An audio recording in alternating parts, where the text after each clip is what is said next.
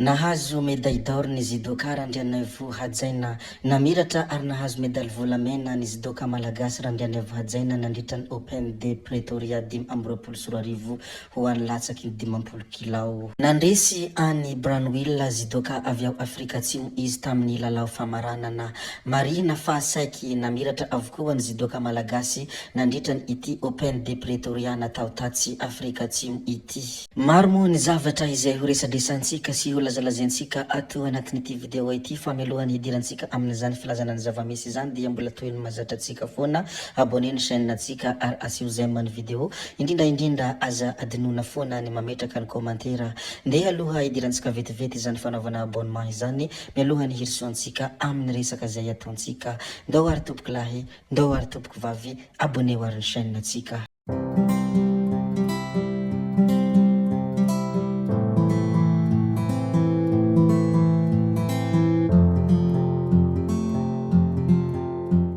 Atomboka atsika indray amin'ny baolina kitra moa ity video anankiray ity. Ny baolina kitra Coupe du Monde des clubs moa no hanomboantsika ny filazana ny zavamisy ato. Ireto club anankiroa ireto moa dia anisan'ny club izay tena be mpakafy indrindra ary be mpanaraka nefa samy raraka teo amin'ny ampahavalindalana izy ireo. Nararaky ny club brésiliana tamin'ny isa roa ny ohatra ny Inter Milan teo amin'ny lalao ampahavalindalana ny Coupe du Monde des clubs. Ity farany izay tsy ahivina fa laharana faharoa tamin'ny Ligue des Champions farany teo, rehefa nihintsan'ny PSG tamin'ny isa mavesatra 5 noho ny ohatra raha tsy ahivina. I Manchester City ihany koa etsy ankilany dia lavon'ny club saodiana tamin'ny isa 3 noho ny 4 teo amin'ny lalao ampahavalindalana Coupe du Monde des clubs.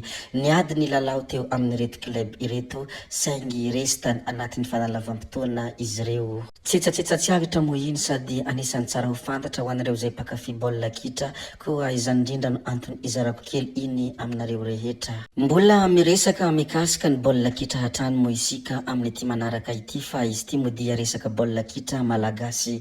Ny kastanana ny mpilalao ny filohan'ny FMF nisy horonan-tsary ny paritaka ary narahany lahatsoratra an-gazety avy eto an-toerana sy avy any ivelany izay mampiseho sy milaza fa ny kastanana ny mpilalao avy amin'ny Mama FC ny filohan'ny FMF Andriamatoa Alfred Randriamanampisoa izay sady filohan'ny club Elzeco Plus. Nandritra ny lalao manasadalana mandroso ny Pro League ny 7 Jona 2024 lasa teo izay ny fanandrina ny Elzeco Plus sy ny Mama FC dia nisy fifamalina tamin'ny mpilalao. Teo no hita tamin'ny horonan-tsary voalaza etsy ambony ny filohan'ny FMF niditra teny Ankianja ary nandray anjara tamin'ny savorivory manodidina ny fifamalina ireo mpilalao. Rehefa raikitra moa io savorivory io dia voatery ny ato ny lalao, ny Elzeco Plus kosa nefa efa nitarika tamin'ny isa 3 no ohatra. Zay moa ny mikasika ny resaka baolina kitra, fandeha resika hilaza ny zavanisy tany Mahajanga. Izy ity moa dia resaka kolokolo aranofo tao Mahajanga, mpampianatra iray nidoboka amponja noho ny izany kolokolo aranofo izany. Mpampianatra iray nampanantena noty tsara ho an'ilay tovovavy mpianany ka firaisana aranofo notakalony izany. Tranga tao amin'ny Université Mahajanga moa izany tranga izay asiantsika resaka izany. Nitory ilay mpampianatra azy teny amin'ny anticorruption na hoe paky ilay tovovavy ary namoaka didy fampisamborana ireto noho ny farany ka nidoboka amponja izy taoriany izany famotorana izany. Izany moa ny tranga niseho tany Mahajanga, izany ny tranga nisy tany amin'ny Université Mahajanga, resaka kolokolo aranofo ka nidoboka amponja ilay mpampianatra. Voalazantsika moa ny mikasika aniny kolokolo aranofo izay niseho tany Mahajanga iny, fandeha resika resaka kely ny mikasika an'ity loza mpifamoivoizana ravina ity. Fiara 4x4 Toyota Fortuner latsaka anaty rano teo ankaikin'ny Ambatolampy. Miezaka manavotra ireo tao anatin'ny mponina. Ambatolampy voalohany volana Jolay 2024 nitrangana loza mpifamoivoizana mahery vaika ny androany maraina tokony ho tamin'ny 7 ora latsaka kely teo tany amin'iny lalam-pirenena fa 7 iny tokony ho 3 ka hatramin'ny 4 kilometra miala any Ambatolampy. Fiara 4x4 Toyota Fortuner iray saingy mitondra laharana 85 DTBH no latsaka anaty rano. Araka ny loharanom-baovao izay navoaka ny pejy feon'ny demokrasia dia olona 3 no tao anatin'ny fiara tamin'io fotoana io.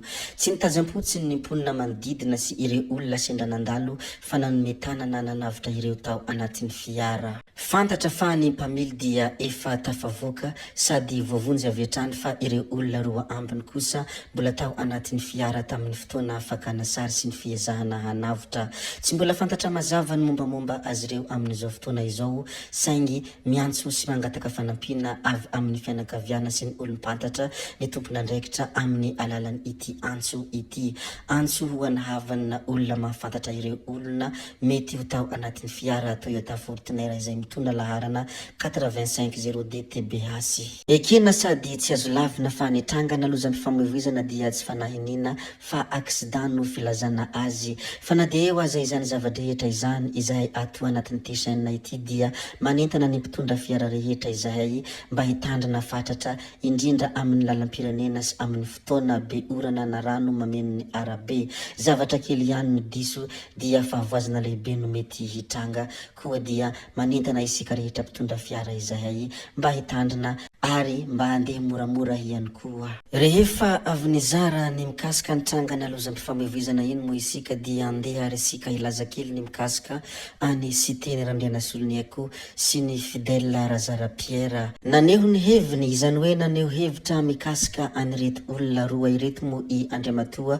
Ramananirina Ianno Wilfred. Toy izao moa ny fanehoan-kevitra izay nambarany parlementaire Cité Randrianasoloniako sy Fidèle Razara-Pierre hitarika olona tsy handany lera amin'izany intsony ny vahoaka hoy fanehoan-kevitra ity Wilfred ity manoloana ny ireto olona anankiroa ireto. Ary anisany notsindriny ity Ramananirina Ianno Wilfred ity tao anatin'ny fanehoan-kevitra izay nambarany hoe mpanohitra mamaha olana no andrasany fa tsy hanongana voahitady vahaolana hoy ny fanehoan-kevitra izay nambarany Ramananirina Ianno Wilfred mikasika ny parlementaire Cité Randrianasoloniako sy ny Fidèle Razara-Pierre. Betsaka moa ny zavatra izay efa nasiantsika resaka sy ny zavatra izay efa voalaza tato izay, koa ny hamaramparanantsika azy mo dia hiresaka mikasika an'ity mpanakanto malaza ity.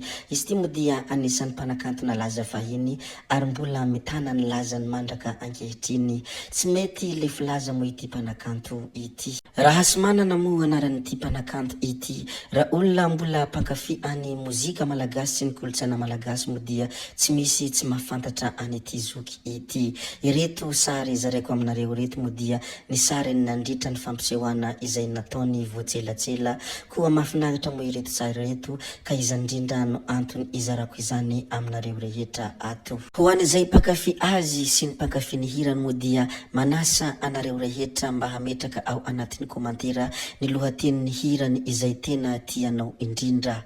Zay ihany koa mo no namarana ny video antsika re tompoko vavy sy tompoko lahy koa dia mankasitraka anareo na vitana hainao hatramin'ny farany ary mbola manentana anareo foana ny mbola hanaraka ny video manaraka izay alatsaka hiaty misesisesy. Zay fa tsy halavena ny resaka hametra beloma izahay veloma vetivety amin'ny manaraka indray no manao ny misimisy veloma ry tompoko lahy veloma tompoko vavy.